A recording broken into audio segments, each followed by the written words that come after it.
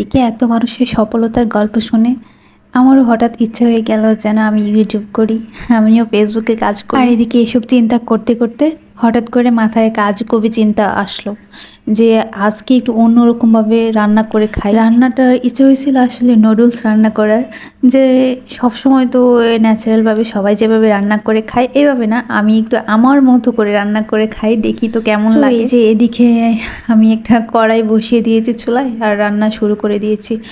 আর চিন্তা করতেছি যে আমি কি পারবো, আমি অনলাইন জগতে কাজ করে আমি কি সফলতা অর্জন করতে পারবো। সারাক্ষণ এই একই চিন্তা বারবার বারবার মাথায় আসে যে আমি কাজ করলে আমি কি পারবো, আমি কি পারবো সফলতা অর্জন করতে। যেরকম করে সবাই গল্প করে যে কত কত মানুষ গল্প করে যে আমি সাকসেস হয়েছি, আমি কবে সেই সাকসেসটা পাবো সেই ধৈর্য নিয়ে বসে আছি। তো যাই হোক, আমি কথা বলতে বলতে এদিকে আমার রেসিপির কথা বলতেই ভুলে যাচ্ছি। আজকে হঠাৎ করে কেন জানি উল্টাপাল্টা মাথায় বুদ্ধি আসলো যে এইভাবে রান্না করে খাই। তো আমি নুডলসের মশলাটা দিয়ে একসাথে একটু ভাজা করে পানি দিয়ে কিছুক্ষণ ওয়েট করব, পানিটা বলক আসা পর্যন্ত। দেন হচ্ছে আমি নুডলসটা দিয়ে দেবো এটার মধ্যে। তো আমি ওয়েট করতেছিলাম পানিটা বলক আসা পর্যন্ত। এছাড়া মানুষের লাইফে কত কত সমস্যা থাকে, সব কিছুকে ফেস করে সামনের দিকে এগিয়ে যেতে হয়। যাই হোক, এখন আমি নুডলসটা দিয়ে দিয়েছি পানিতে, আর মশলাটা নুডলসের যে মশলাটা থাকে ওইটা আমি পানির মধ্যে আগে দিয়ে দিয়েছিলাম। তো এখন এই পানির মধ্যে এই নুডলসটা সেদ্ধ করে নিব। আর আমি তো দেখেছেন তেল একদম অল্প পরিমাণে দিছি, মানে আমার ইচ্ছা হয়েছিল আমি তেল দিবই না একবারে। তো এখন এটা বসায় দিছি, কিছুক্ষণ রান্না হবে। আর এত সহজে যে আমি রান্নাটা করবো আমার মাথার মধ্যে এরকম চিন্তা আইছে, মানে কি কই আমার। তো এইদিকে দেখতে দেখতে মাত্র 2-3 মিনিটে আমার এটা সেদ্ধ হয়ে গেছে একটু। এখন আমি আর নাড়ায় চাড়ায় নেবো, আর এই অভ্যাসটা আমার খুব ছোট থেকেই, যে রান্না করতে করতে আর রান্না যতক্ষণ না করি ততক্ষণ নাড়াচাড়াই বেশি করি।